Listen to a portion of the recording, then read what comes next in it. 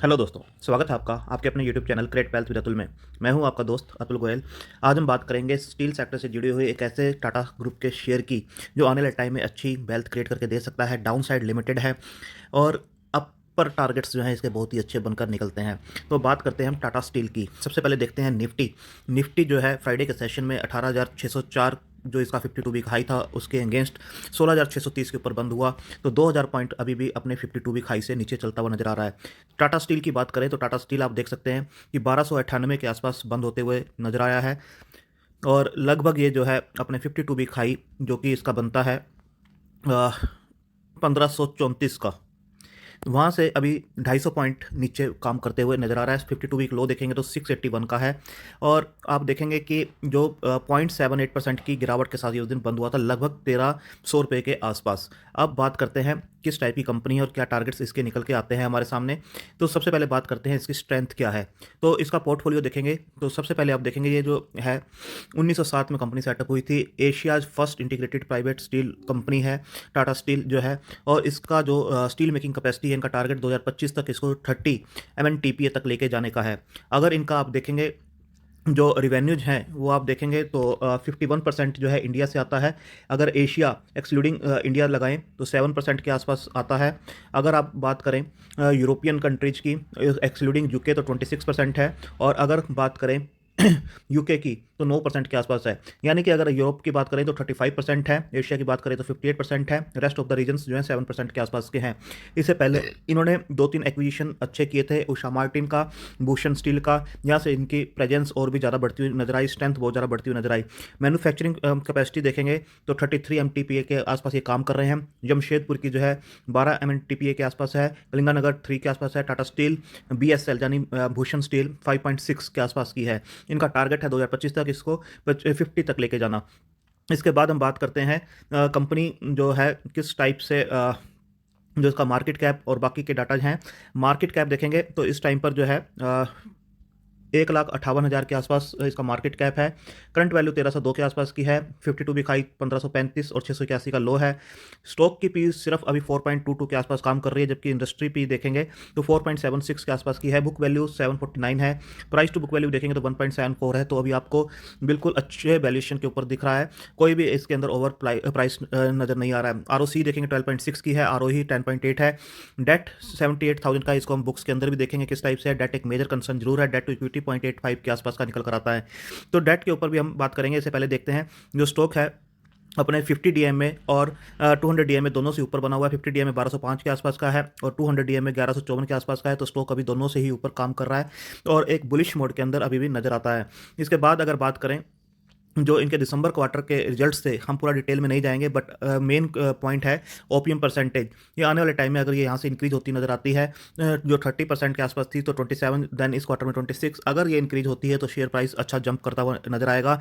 2 बार जो है स्टील के प्राइसेज बढ़ चुके हैं लास्ट उसके अंदर, पिछले कुछ महीनों में 2 बार ये इंक्रीज कर चुके हैं। जो रॉ मटेरियल की कॉस्ट बढ़ी है, लॉजिस्टिक कॉस्ट बढ़ी है, जो कोल की कॉस्ट बढ़ी हुई है, उसके एवज में यहाँ पर भी ये अपने प्राइसेज बढ़ा चुके हैं। जबकि इंटरनेशनल मार्केट से अभी भी रेट्स जो हैं इंडिया में स्कोप है ऊपर और बढ़ने का। यूरोपियन कंट्री से अच्छी डिमांड इनकी बनी हुई है, तो यहाँ से आपको रिवेन्यूज बढ़ते हुए नजर आ सकते हैं। ओपीएम परसेंटेज जो यहाँ पे डाउन आ रही थी वो अब स्मूथ होते हुए नजर आ सकती है। पिछले दिसंबर क्वार्टर में ये जो थी वो 23% के आसपास थी, स्टिल अभी ये 26% के आसपास काम कर रहे हैं। तो ये देखना होगा कि आने वाले क्वार्टर्स में ये कैसे काम करते हैं। इसके बाद अगर देखें तो जो शेयर होल्डिंग पैटर्न है वो आप देखेंगे 33.92% के आसपास का प्रमोटर के पास होल्डिंग है। थोड़ा सा रिड्यूस यहाँ से जरूर हुआ है। एफआई के पास 21.36 है, ये भी थोड़ा सा रिड्यूस होते हुए नजर आ रहा है। इसके बाद जो बात करेंगे डीआई का 18.28 के आसपास था, अब 18.11 के आसपास है, ये भी थोड़ा रिड्यूस हुआ है। पब्लिक के पास होल्डिंग जब सबकी रिड्यूस होती है तो पब्लिक के पास इंक्रीज होती है, तो यहाँ पर इंक्रीज होती हुई नजर आ रही है।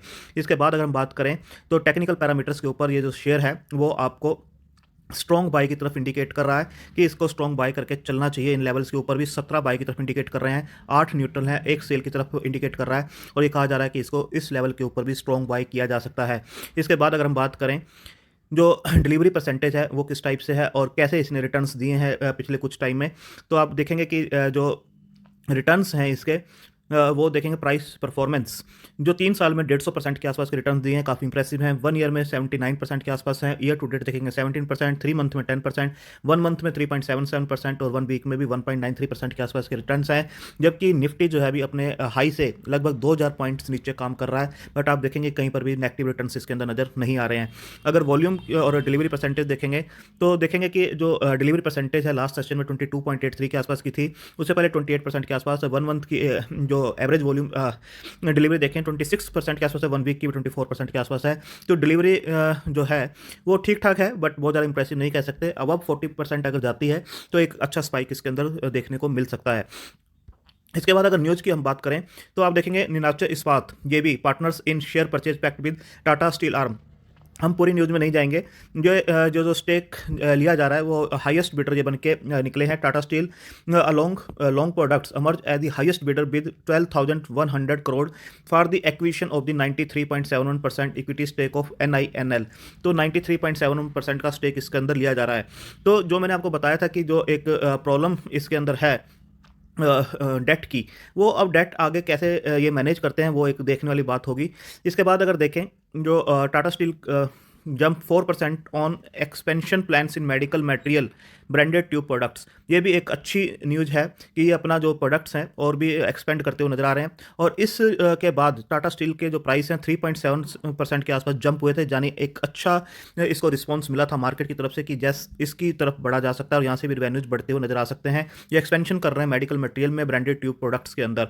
इसके बाद देखें तो टाटा स्टील के जो टारगेट्स दिए जा रहे हैं वो हैं 1700 रुपये के आसपास, जबकि अभी 1300 रुपये के आसपास ये जो चलता हुआ नजर आ रहा है। ICICI सिक्योरिटीज ने इसके टारगेट दिए हैं 1700 के आसपास।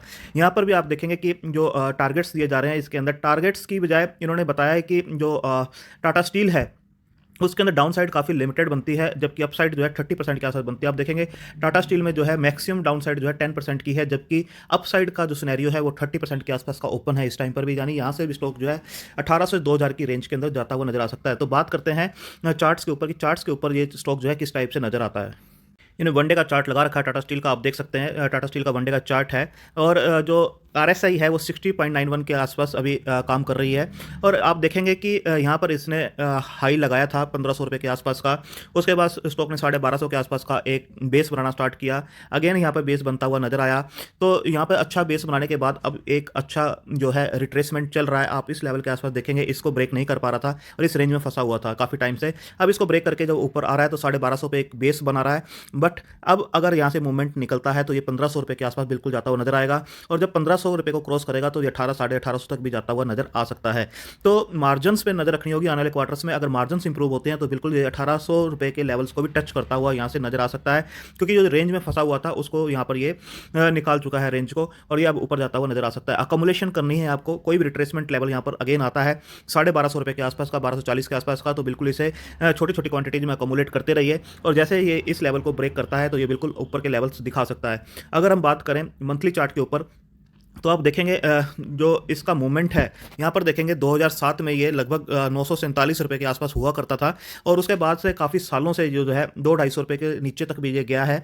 और आप देखेंगे इसने यहाँ पर इस लेवल को ब्रेक किया, इस कैंडल के साथ में 2021 में इसको ब्रेक किया है 960 रुपये के लेवल को। उसके बाद से देखेंगे बहुत ज़्यादा मूवमेंट नहीं आया। जो मल्टी ईयर्स के ब्रेकआउट्स इस टाइप के होते हैं, जो मल्टी ईयर के, यानी 2007 से लेकर 2021 में इसने इसको ब्रेक किया है, तो मल्टी ईयर्स के ब्रेकआउट जब होते हैं और देखेंगे कि आप इस लेवल के ऊपर ही ये अगेन रिट्रेस होता हुआ नजर आया। देखिए थोड़ा सा नीचे आया 1060 के आसपास तक, ये नीचे भी आया है, रिट्रेस हुआ है। और जब रिट्रेसमेंट भी हो जाती है तो जो ऊपर के लेवल्स हैं वो काफ़ी अच्छे बनते हैं मल्टी ईयर्स के ब्रेकआउट के बाद।